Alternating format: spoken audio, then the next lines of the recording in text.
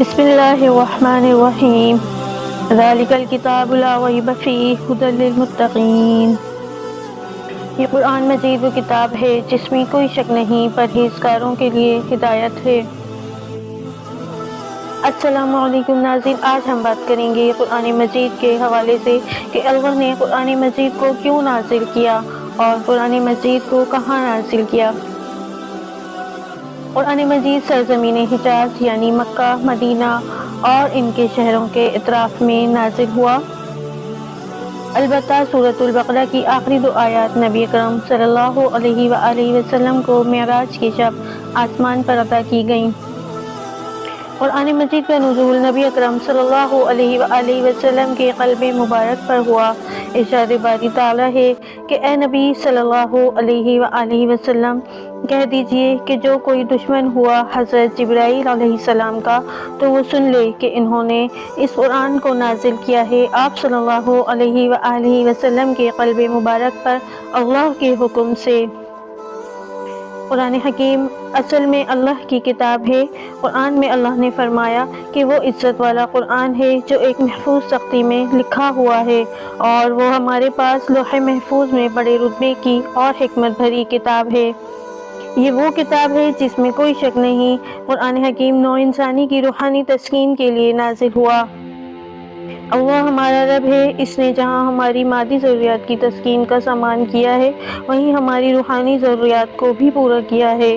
روح اللہ کے پاس سے آئی ہے، اس کے اندر اللہ کی قربت کا شدید میلان ہے اور اس کی تسکین اللہ کے ذکر اور اس کی اطاعت سے ہی ہوتی ہے۔ قرآن حکیم نوع انسانی کی روحانی ضروریات پوری کرنے یعنی اس کے لیے ہدایت کے طور پر نازل ہوا۔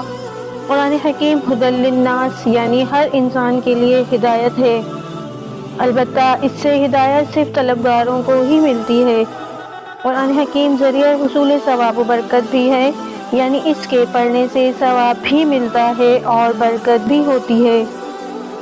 اس کتاب کا اتارا جانا ہے اس اللہ کی طرف سے جو بڑا زبردست ہے، کمال حکمت والا ہے۔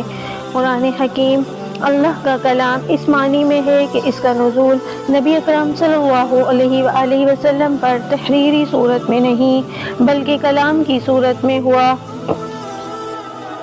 اللہ تعالیٰ نے سورۃ التوبہ آیت نمبر 6 میں قرآن حکیم کو اپنا کلام قرار دیا۔ اللہ نے نازل فرمائی ہے بہترین، یہ ایسی کتاب ہے جس کے مضامین ملتے جلتے اور دہرائے جاتے ہیں۔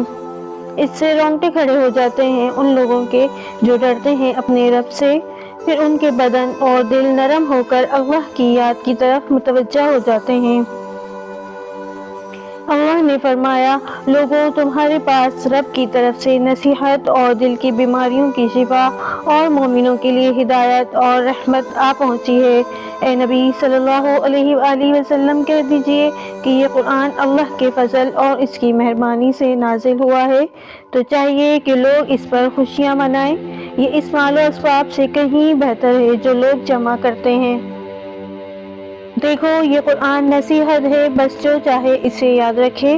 قابل ادب ورقوں میں لکھا ہوا ہے جو بلند مقام پر رکھے ہوئے ہیں، نہایت پاکیزہ ہیں اور اس سے ایسے لکھنے والے کے ہاتھوں میں ہیں جو عزت والے نیکوکار ہیں۔ ناظرین، تو ہمیں یہ پتہ چلا کہ اللہ نے یہ کتاب نوع انسانی کی ہدایت کے لیے نازل کی۔ اللہ تعالیٰ سے دعا ہے کہ ہم اپنی زندگی کا ہر فیصلہ قرآن مجید کی روشنی میں کریں، اپنی زندگی کے طرز عمل کو قرآن کے احکامات کے مطابق ڈھال لیں، اسی میں ہماری کامیابی ہے۔ اللہ سے دعا ہے کہ اللہ تعالیٰ ہمیں قرآن کو پڑھنے، سمجھنے، اس پر عمل کرنے کی توفیق عطا فرمائے، آمین۔ اللہم اجعل القرآن ربیع قلوبنا ونور صدورنا وجلاء احزاننا وذہاب ہمومنا وغمومنا۔ اے اللہ، بنا دے قرآن کو ہمارے دلوں کی بہار اور ہمارے سینوں کا نور اور ہمارے دکھوں کا مداوا اور ہمارے تفکرات و غموں کا دور کرنے والا، آمین۔